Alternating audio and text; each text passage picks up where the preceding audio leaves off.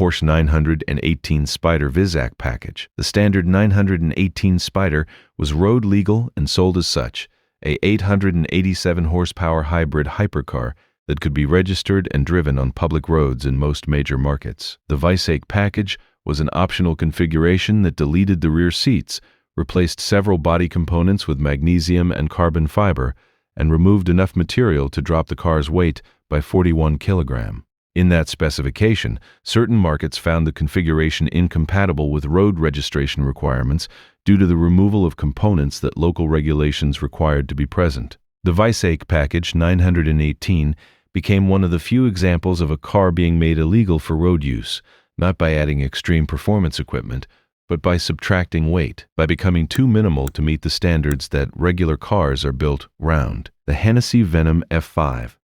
Hennessy Performance is an American tuning company from Texas that has spent decades modifying other manufacturers' cars into something considerably faster. The Venom F5 was their first ground-up original design, a car built with the single objective of exceeding 300 miles per hour. The engine, a twin-turbocharged 6.6L V8 called the Fury, produced 7 horsepower. The car was not street legal in the United States. The absence of airbags and the cost and complexity of crash testing a vehicle at this price point and production volume made certification essentially impossible. Hennessy was building a record-breaking machine, not a road car, and the distinction was one they accepted from the beginning: the Bentley Mulliner Ballar. Bentley built the Ballar as a demonstration of what its coach-building division could do when given complete freedom and a budget that removed every practical constraint. 12 were built. Each was powered by a 6.0 and a liter W12, producing 650 horsepower, and each was bespoke in a way that made direct comparison between any two examples difficult. The price and the production volume meant Bentley never pursued U.S. homologation. The only legal route for American ownership was through the show or display exemption, a federal program that allows cars of historical or technological significance to be imported and driven on public roads for a limited number of miles per year. 12 cars, 12 owners, and a regulatory pathway that most of them likely never needed to use. The McLaren Senna GTR. McLaren named the standard Senna after Senna, and it was already a road-legal car built with almost no concession to comfort. The GTR was what remained after the final regulatory constraints were removed.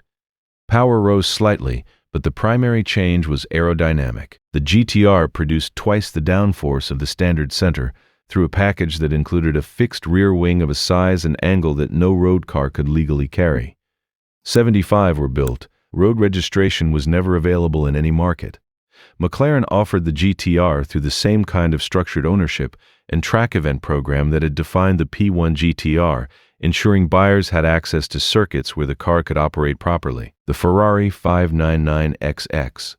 The 599XX was Ferrari's track evolution of the 599 GTB Fiorano, and it arrived in 2009 as part of the same FXX-K. The 6.0 LV12 produced 720 horsepower, a meaningful increase over the road car, and the aerodynamic package generated downforce figures the standard car could not approach. 29 were built, and like all XX program cars, Ferrari retained ownership and managed the cars centrally, transporting them to events and returning them to controlled storage afterward.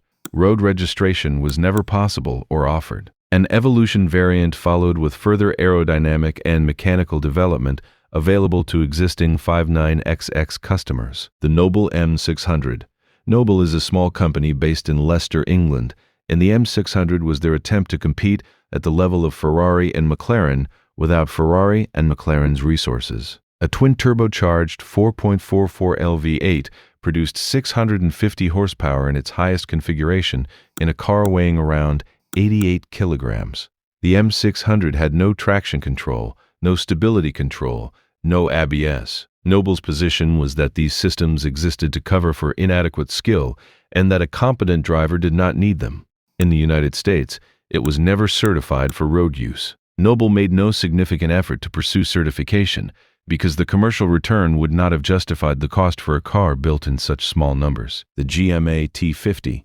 Gordon Murray built the McLaren F1 in the 1990s, and spent the following 3 decades watching other manufacturers attempt to replicate what he had done. The T50, revealed in 2020, was his response. It weighed 986 kilograms. The Cosworth V12 produced 654 horsepower and revved to 12,100 RPM, higher than any previous road car engine. A fan at the rear managed the underbody aerodynamics. 100 road cars were built. In the United States, none are road legal. The central seating position made compliant airbag placement impossible, and Murray refused to alter the interior architecture to accommodate American requirements. The same decision reached for the same reason as McLaren had made with the Speedtail. The Lotus Avisa Lotus announced in 2019 that its first all-electric hypercar would produce 1,000 M172 horsepower from 4 electric motors, making it at announcement the most powerful production car ever made. The Avija was never homologated for road use in the United States. The combination of extreme power and the absence of certain safety features required by American regulations closed that door from the start. In Europe, some were delivered for road use. Lotus targeted 130 units. The Avisa mattered beyond its own specifications because it announced that Lotus intended to exist in the same space as Ferrari and Koenigsegg, not just as a maker of lightweight sports cars, but as a builder of genuine hypercars, the Bugatti Bolide. Bugatti revealed the Bolide in 2020 as the final expression of its quad-turbocharged 8.0 LW16 engine, the same engine family that powered the Veyron and the Chiron, in the Bolide producing 1,578 horsepower. That engine powered a car weighing 450 kilograms, with aerodynamic bodywork generating 1,000 kilograms of front downforce and 2,000 kilograms at the rear. The claimed top speed was 301 miles per hour. Road registration was never considered. The Bolide's ground clearance, noise output, and absence of emissions equipment placed it outside any regulatory framework for street use, and Bugatti built it that way deliberately as a final unrestricted statement about what that engine could do. The Pagani Huayra. When Pagani designed the Hira R in 2021, the decision to use a naturally aspirated engine was deliberate and specific. The turbochargers on the Road Hero were gone.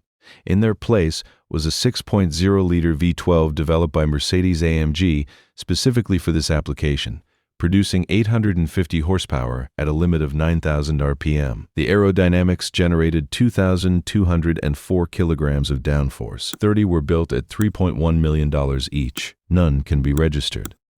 Pagani began the design process by explicitly removing road certification from the list of requirements, which allowed decisions that would otherwise have been impossible.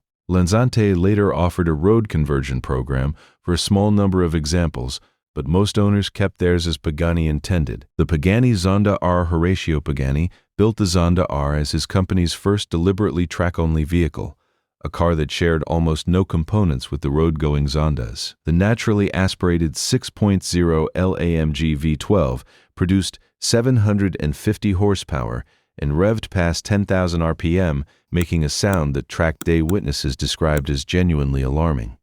15 were built. In 2010, the Zonda R set a Nürburgring lap time of 6 minutes and 47 seconds, a record for non-racing production-based cars that stood for 13 years. It cannot be registered for road use anywhere because it was never designed to be the Revolution variant, of which only 5 were made, pushed the same formula even further. The Ferrari Monza SP1 and SP2.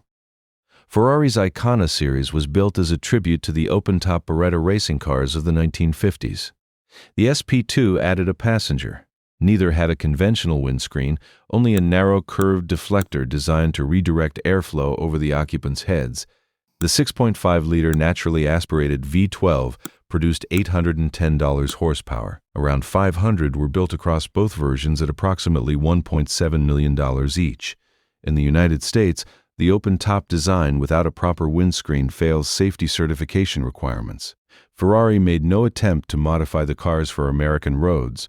Buyers knew this before they signed the order. The standard Valkyrie was already developed with Adrian Newey of Red Bull Racing and already pushed the limits of what road certification allowed. The AMR Pro removed those limits entirely. Power rose to approximately 1,100 horsepower, Aerodynamic downforce reached over 2,000 kilograms at speed, more than double of the car's own weight. 25 were built. None can be registered anywhere. Owners complete specialized training before driving one, and several have described the experience as the closest available approximation of a Formula One car without holding an FIA super license. The Lamborghini Sesto Elemento. The name means sixth element, a reference to carbon, the material this car is almost entirely made from. Lamborghini built 20 of them in 2010, each weighing just 999 kilograms. The 5.2 LV10 produced 570 horsepower, giving it a power-to-weight ratio that most racing cars cannot match. The reason it cannot be registered anywhere in the world is simple. It has no emissions equipment whatsoever, no catalytic converter, no filter. Fitting them would have added weight, and adding weight was the one thing this car refused to do. The Ferrari FXX-K. Ferrari did not sell this car. They retained ownership of it. For roughly $2 million, a selected group of existing Ferrari customers was invited into Ferrari's XX program, an arrangement where Ferrari stored, maintained, and transported the car to exclusive track events, and the customers showed up to drive it. The FXX-K produced 50 horsepower from its hybrid powertrain, and its aerodynamics were so extreme that no road certification was ever considered. Ferrari later introduced the FXX-K Evo, which added 40% more downforce. Both versions exist entirely within Ferrari's custody, the Aston Martin Vulcan. Aston Martin was honest about what the Vulcan was from the moment it was revealed in 2015. A track car, nothing more. Its 7.00L naturally aspirated V12 produced 820 horsepower, and the aerodynamic package was designed around downforce without any concern for efficiency or noise. 24 were built. Each buyer was required to complete a driver development program before driving unsupervised, because the car genuinely demanded it. Years later, a company called RML Group developed a road conversion kit for the Vulcan, a process that took 18 months per car. A handful of owners chose that route. The rest kept theirs exactly as Aston Martin intended. So, we end this video here. If you have thoughts or suggestions, do share them in the comments. See you in the next video. Thanks for watching.